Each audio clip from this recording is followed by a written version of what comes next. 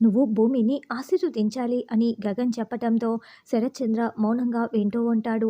శారద మాత్రం చాలా సంతోషంగా చూస్తూ ఉంటుంది. తర్వాత అపూర్వ, శరత్చంద్ర ఇద్దరు నిలబడి పక్కగా మాట్లాడుకుంటూ ఉంటారు. చూడు బావా, నువ్వేమీ ఆ గగన్ మాట విననవసరం లేదు. నువ్వు గత 20 సంవత్సరాలుగా గెలుస్తూ వస్తున్నావు. ఇప్పుడు వాడేదో చెప్పాడని నువ్వు వెళ్ళి ఆశీర్వదించనవసరం లేదు బావా. అసలు నువ్వు ఈ పోటీలో గెలవాలని నేను ఎంత ప్రాధేయపడ్డానో భూమిని తెలుసా బావా. ఈ పోటీలో మీ నాన్న గెలిచిన తర్వాత ఈసారి సంవత్సరం నుంచి అసలు పాల్గొనను కూడా పాల్గొండు తప్పుకుంటాడు అని నేను భూమిని చేతులు చాచి ప్రాధేయపడ్డాను బావా.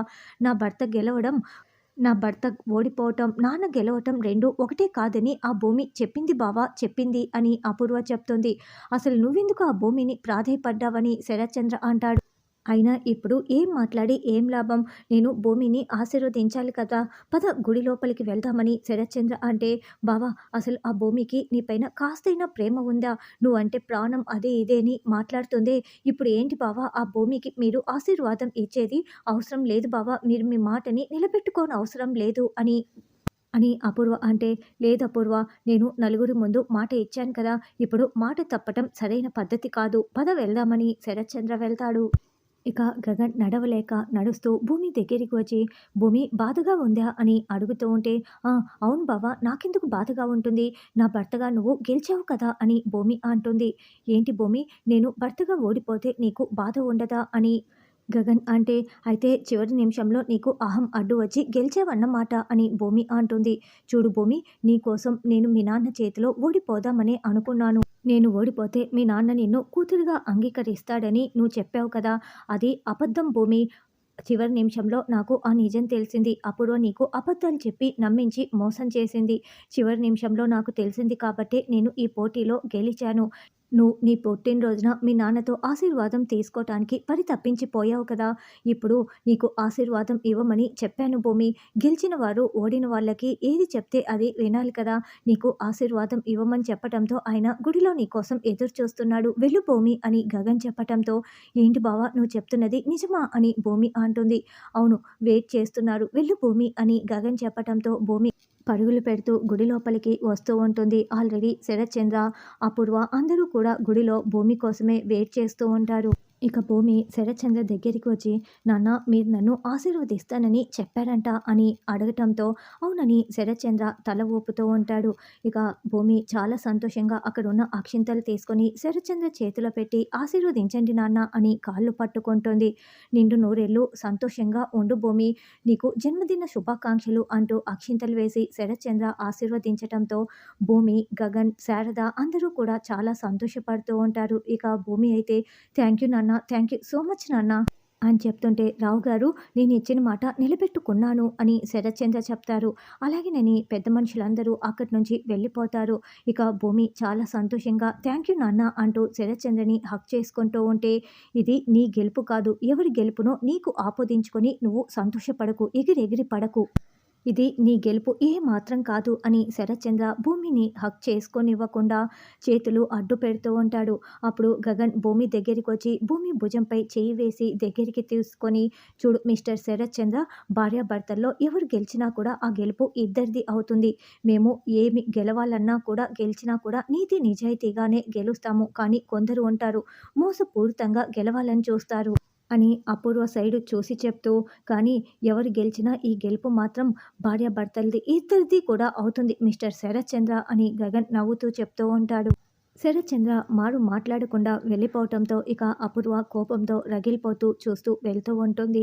ఇంత త్వరగా నాకు నాన్న దగ్గర ఆశీర్వాదం దొరుకుతుందని, అది కూడా సంక్రాంతి పండుగ రోజు దొరుకుతుందని నేను అస్సలు అనుకోలేదు బావా. థ్యాంక్ యూ సో మచ్ అని భూమి అంటే, ఇక గగన్ భూమిని హక్ చేసుకొని ఓదారుస్తూ, చూడు భూమి, నీకు ఇప్పటికైనా అర్థమైందా నేను పోటీలో ఎందుకు దిగానో? నీ సంతోషం కోసమే భూమి అని గగన్ చెప్పటంతో ఇక భూమి చాలా సంతోషంగా గగన్ని హక్ చేసుకొని ఉంటుంది. శారద కూడా భూమిని గుండెలకి హత్తుకొని చాలా సంతోషపడుతూ ఉంటుంది. తర్వాత శారద, కేపీ ఇద్దరు బయట మాట్లాడుకుంటూ ఉంటారు. ఈరోజు నాకు చాలా సంతోషంగా ఉందండి. గగన్ గెలిచినందుకు కాదు, భూమి కోసం గగన్ శరత్చంద్ర చేతుల్లో ఓడిపోవటానికి కూడా సిద్ధమైపోయాడు. అసలు శరత్చంద్రపై ఓడిపోవటానికి గగన్ అస్సలు అంగీకరించడు, ఒప్పుకోను కూడా ఒప్పుకోడు. అలాంటిది ఈరోజు భూమి కోసం ఓడిపోవటానికి సిద్ధమయ్యి చివరి నిమిషంలో నిజం తెలుసుకొని భూమికి ఆశీర్వాదం ఇప్పించటం కోసం మళ్ళీ గెలిచాడండి. ఇన్ని రోజులు గగన్ భూమి మీద ఉన్న కోపాన్ని, ద్వేషాన్ని పక్కన పెట్టి దగ్గరవుతాడో లేదో అనుకున్నాను.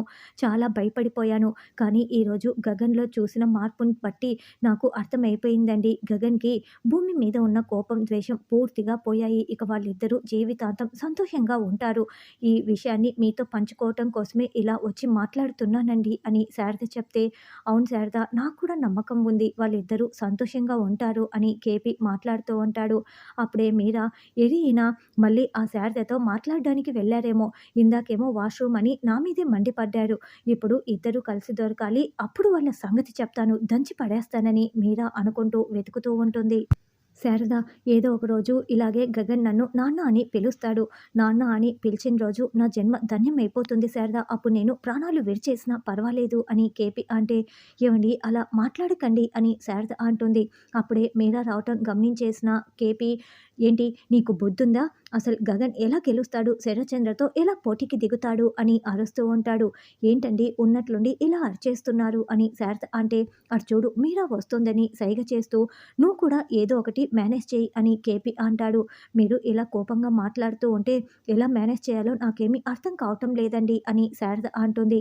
అసలు అదే చెర్రీ కనుక శరత్చంద్ర గారిపై పోటీకి దిగి ఉంటే మీరా కాళ్ళు విరగ్గొట్టి ఉండేది. అసలు పోటీలో దిగనిచ్చేదే కాదు. అది మీరా అంటే. నువ్వున్నావెందుకు? నీకసలు బుద్ధి లేదు అని కేపీ తిడుతూ ఉంటాడు. అసలు మీరా నా కోసం ఎక్కడెక్కడ వెతుకుతుందో, మీరా ఎంత మంచిదో, నేను మీరా కోసం వెళ్ళాలి అని కేపీ చెప్తుంటే, ఏవండీ నేను ఇక్కడే ఉన్నానండి. మీరు ఈవిడకి అక్షింతలు వేయటం కోసం ఎంతసేపు ఉన్నా పర్వాలేదు. మీరు ఈవిడకి అక్షింతలు వేస్తున్నప్పుడే వచ్చానండి అని మీరా చెప్తుంది. అవునా? సరే రా మీరా వెళ్దామని కేపీ ఒకవైపు శారదకి నవ్వుతూ బాయ్ చెప్తూ మీరాని తీసుకువెళ్తూ ఉంటాడు. ఇంటికి వచ్చిన తర్వాత శరత్చంద్ర కరసామ పోటీలని గుర్తు చేసుకుంటూ కోపంతో రగిలిపోతూ కాలుగాలిన పిల్లిలా అటు ఇటు తిరుగుతూ ఉంటాడు. అప్పుడే అపూర్వ, గోరింటాకు, నక్షత్ర ముగ్గురు మెట్లు ఎక్కుతూ అక్కడ టెన్షన్ పడుతూ కోపంతో రగిలిపోతూ అటు ఇటు తిరుగుతున్న శరత్చంద్రని చూస్తూ ఉంటే, అమ్మాయి అల్లుడు గారు బాగా కాక మీద ఉన్నట్లున్నారు. ఇప్పుడే 2 కోడిగుడ్లు తల మీద టపీ టపీమని కొట్టామనుకో ఆమ్లెట్లు కూడా తయారైపోతాయి అని గోరింటాకు అంటే, చూడు నాకొచ్చే కోపానికి నేను నీ తలని నేలకేసి బాధేస్తాను జాగ్రత్త అని గోరింటాకుకి అపూర్వ వార్నింగ్ ఇచ్చి వెళ్తుంది. మీ అమ్మకి ఏం చెప్పినా అసలు అర్థమే కాదు, సెన్స్ ఆఫ్ హ్యూమరే లేదు అని గోరింటాకు అంటే, మా మమ్మీ కాబట్టి నీకు వార్నింగ్ ఇచ్చి వెళ్ళింది. నేనైతే నీ ప్రాణాలు తీసేస్తాను తెలుసా అని నక్షత్ర వార్నింగ్ ఇస్తూ ఉంటుంది. అమ్మో సరిపోయారు తల్లి కూతుర్లు ఇద్దరూను అని గోరింటాకు అనుకుంటూ ఉంటుంది. ఇక అపూర్వ శరత్చంద్ర దగ్గరికి వచ్చి, ఏంటి బావా అక్కడ ఓడిపోయిన సంఘటనే నీకు పదే పదే గుర్తుకు వస్తోందా అని అడుగుతూ ఉంటుంది.